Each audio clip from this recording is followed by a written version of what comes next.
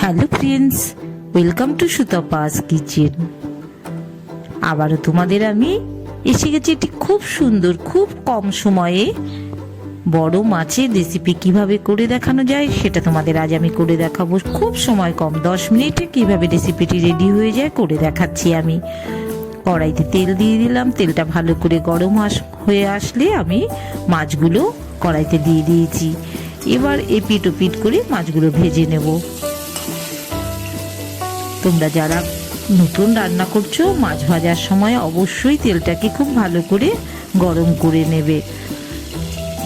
চটজলদি কিভাবে করতে হয় আজ আমি সেটাই করে দেখাচ্ছি। মাছ ভাজা আমার হয়ে গেছে। 10 মিনিটে এভাবে মাছের রেসিপি পুরোপুরি কমপ্লিটলি তোমরা তৈরি করে নিতে পারবে। এপিট ওপিট করে মাছগুলো ভেজে তুলে নেব। যে কোনো বড় মাছ এভাবে তোমরা তৈরি করে নিতে পারবে। ভাজা হয়ে গেছে, বেশ ভালো করে আমি ভেজে নিলাম, তুলে নিচ্ছি মাছগুলো।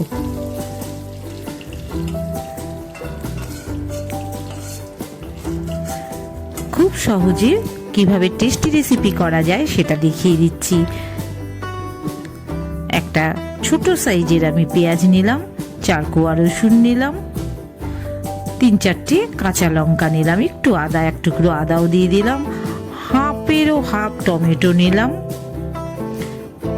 8-10টা কাজু বাদাম দিয়ে দিলাম। একটু জল মিশিয়ে আমি ভালো করে পেস্ট করে নেব। পেস্ট করে নিচ্ছি, এই যে দেখো পেস্টিংটা তোমাদের দেখিয়ে দিলাম। সামান্য তেল দিয়ে দেব, খুব বেশি তেলেরও দরকার নেই, অথচ ভীষণ টেস্টি রেসিপি। এভাবে সবাই চটজলদি করে নেবে। এই যে মশলাটা রেডি করে নিয়েছি, এটা ওই গরম তেলে দিয়ে দিচ্ছি।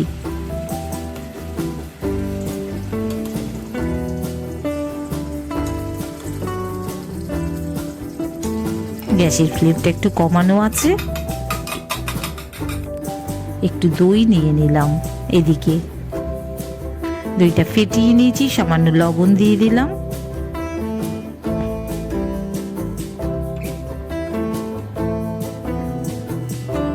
লবণটা দিয়ে একটু ফেটিয়ে নেব।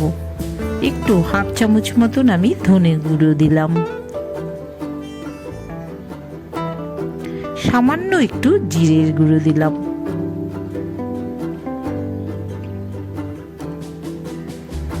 একটু কাশ্মীরি লাল লঙ্কার গুঁড়ো দিলাম। এই মশলাগুলো দিয়ে দইটাকে আবারও ভালো করে ফেটিয়ে নেব। তার আগে একটু সামান্য হলুদও দিয়ে দিলাম।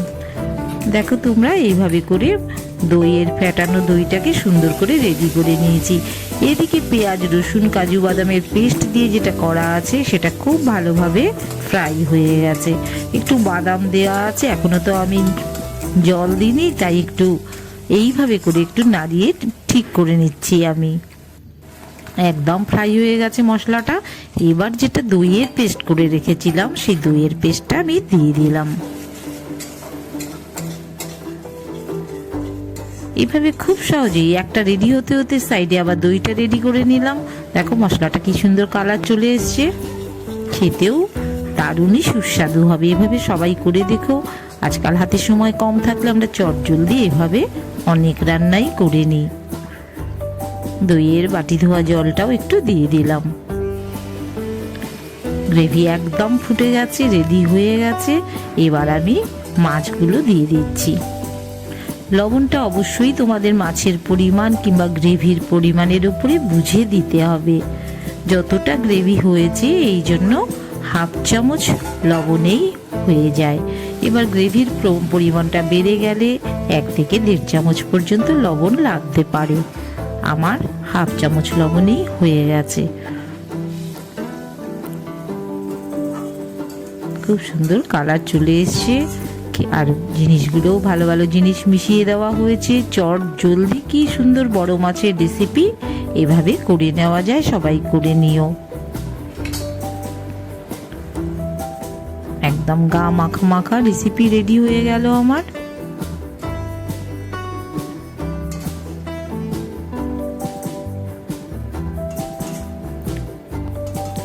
মাছগুলো গ্রেভির সাথে সুসিদ্ধ হয়ে গেছে, রেডি আমার গ্রেভি।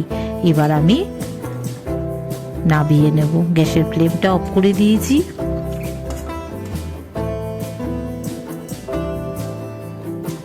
নামিয়ে নিচ্ছি আমি।